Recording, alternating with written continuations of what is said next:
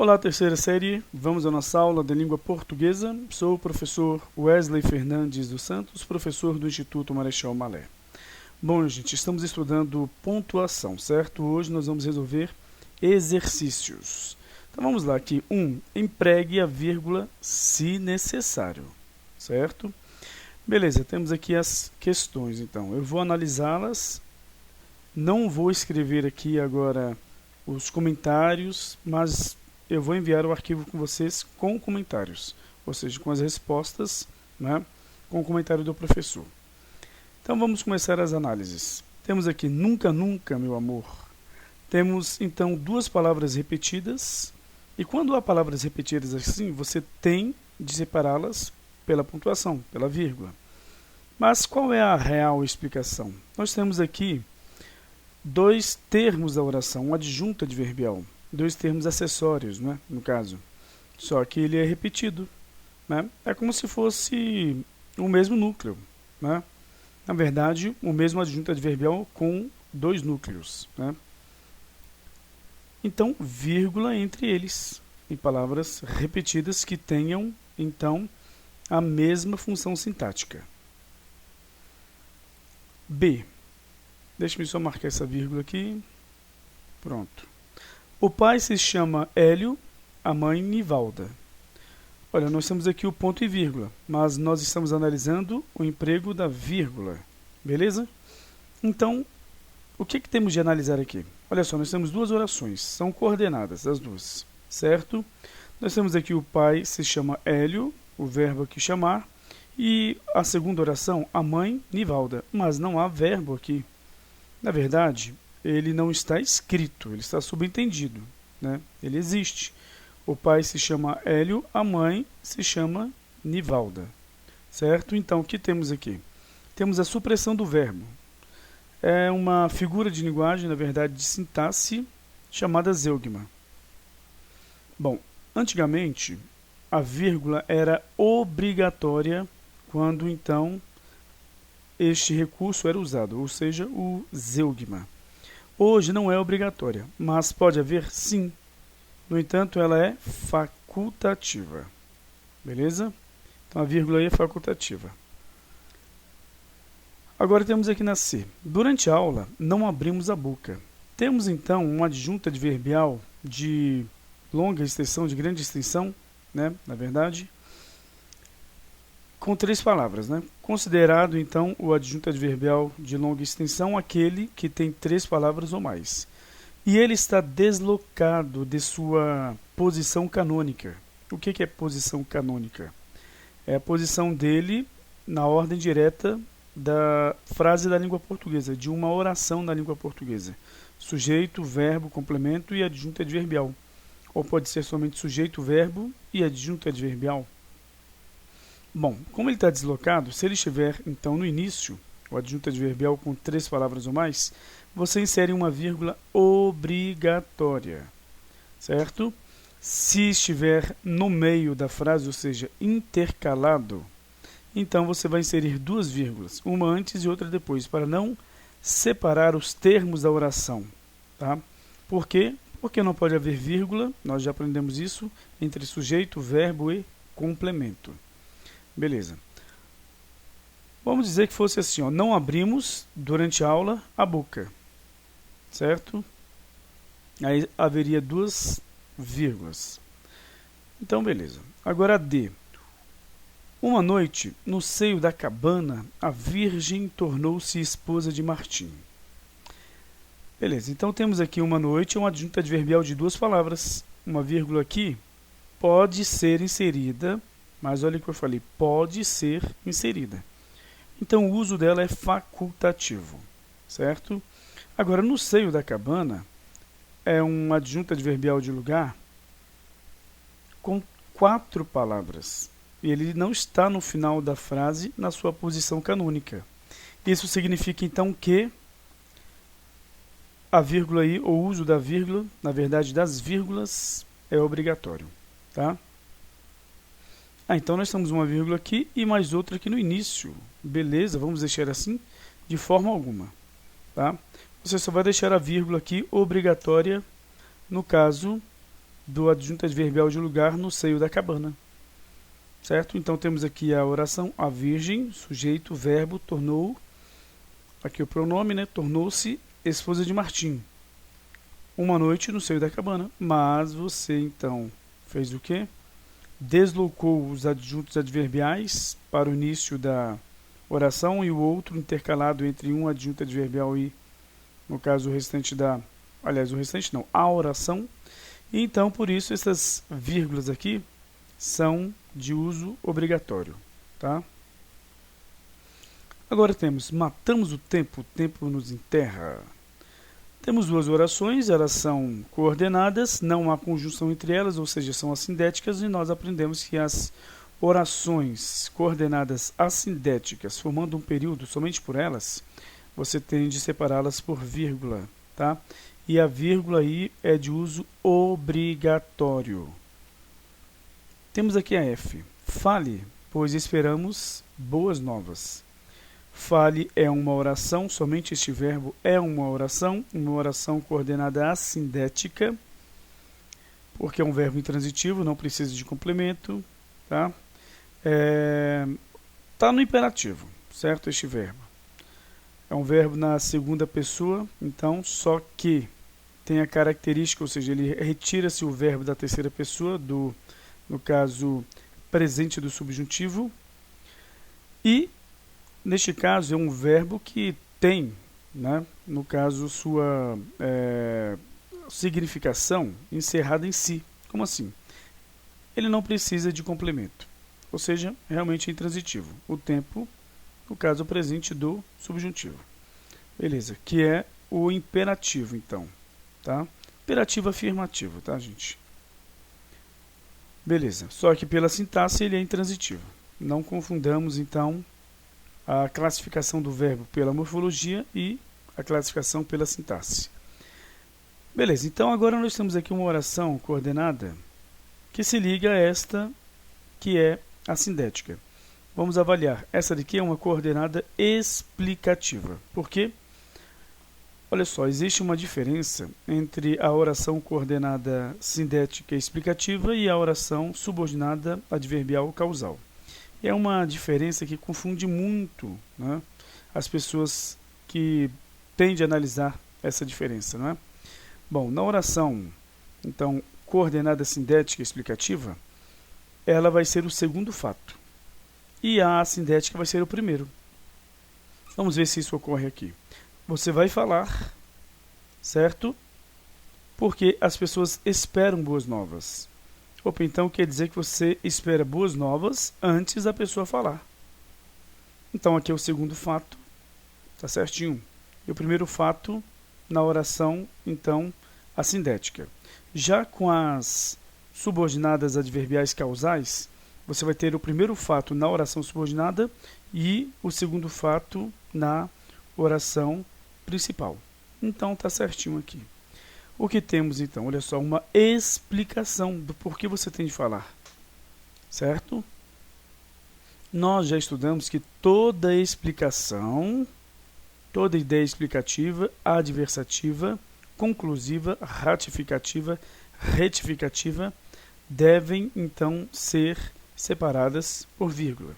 Devem receber a vírgula antes então destas explicações, né, dessas adversidades, das conclusões, das ratificações e retificações. Lembrando que ratificação é você confirmar uma ideia e retificação é você consertar uma ideia. Beleza? Então, vírgula aqui é obrigatória. O uso da vírgula é obrigatório.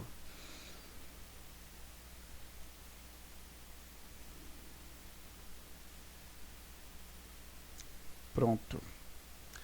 Então, continuando. Tome cuidado, porque nem todo vinho é suave. Olha só. Tome cuidado. Vamos colocar uma vírgula aqui, mas vamos ver se ela é obrigatória, facultativa ou não pode sequer ser inserida aí. Bom, tem uma explicação aqui, é óbvio, né? Você, então, vai ter de tomar cuidado, porque nem todo vinho é suave. Você toma cuidado depois de tomar o vinho ou antes? E aí? Antes, né? Depois de entornar não vai adiantar, não. Então, beleza. aqui é o primeiro fato e esta oração é o segundo. É uma coordenada explicativa. Toda explicação deve receber pontuação à frente. Então tá certo. E é obrigatório o uso desta vírgula. Ela, uma das melhores alunas, não foi aprovada. Observe, eu vou ler novamente. Ela, uma das melhores alunas, não foi aprovada. Beleza. Temos aqui uma declaração que explica quem é ela, certo? É um aposto. Por quê?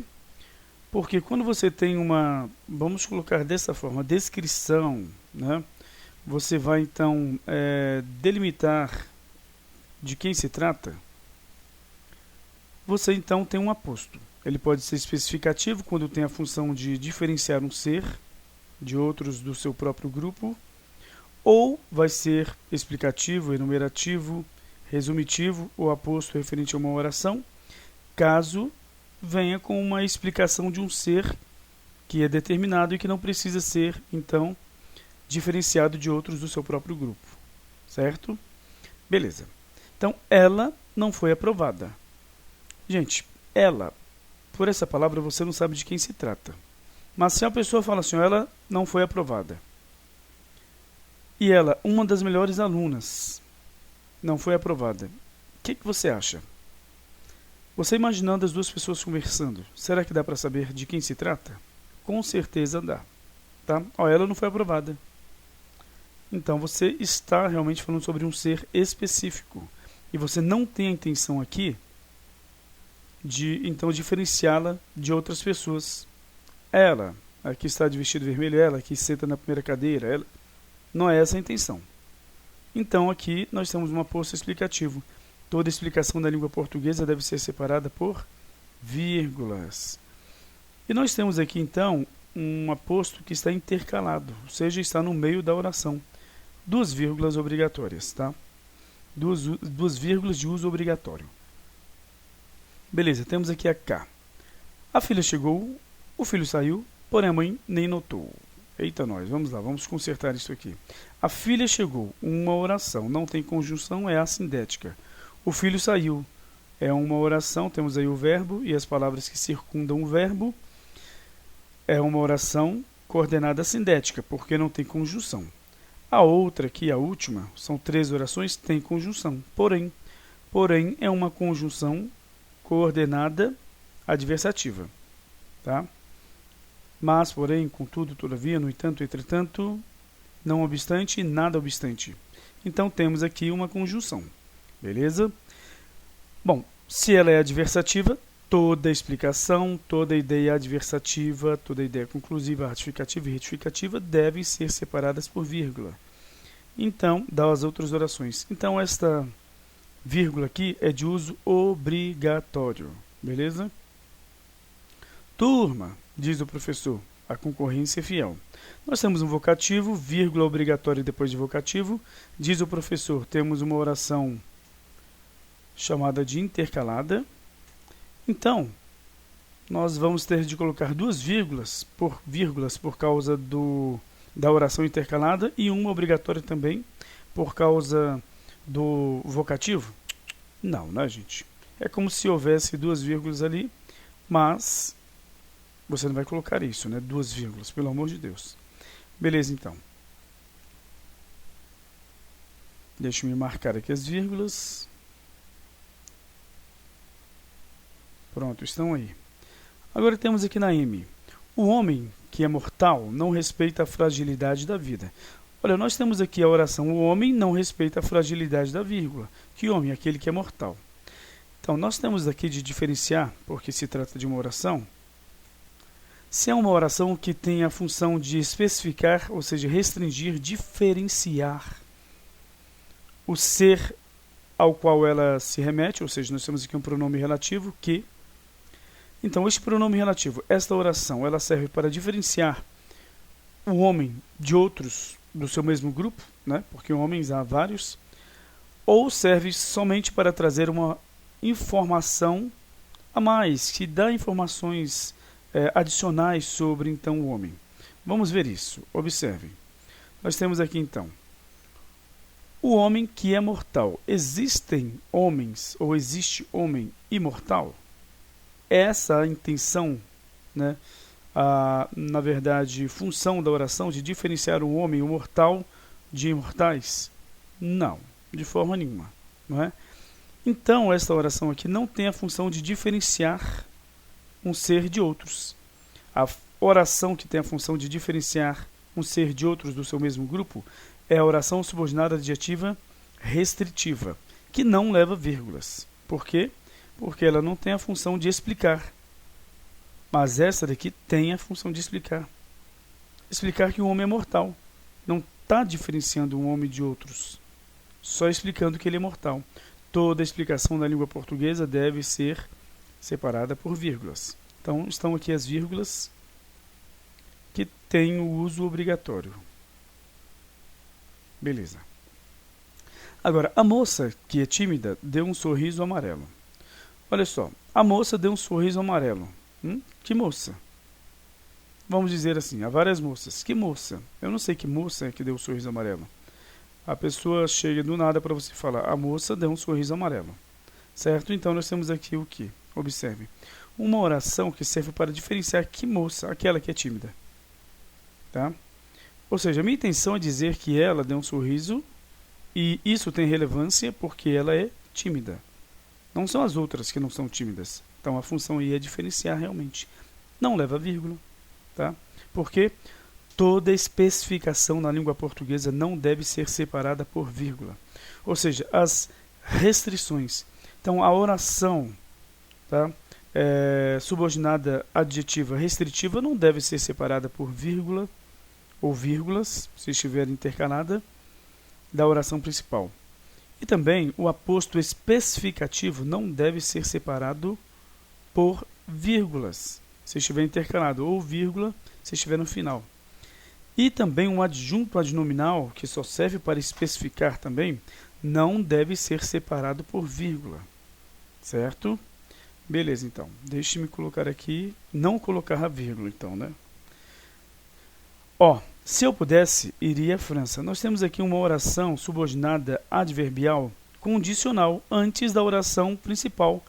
Quando isso ocorre, o uso da vírgula é obrigatório. Se estivesse na sua posição canônica, no final, depois da oração principal, o uso da vírgula seria facultativo.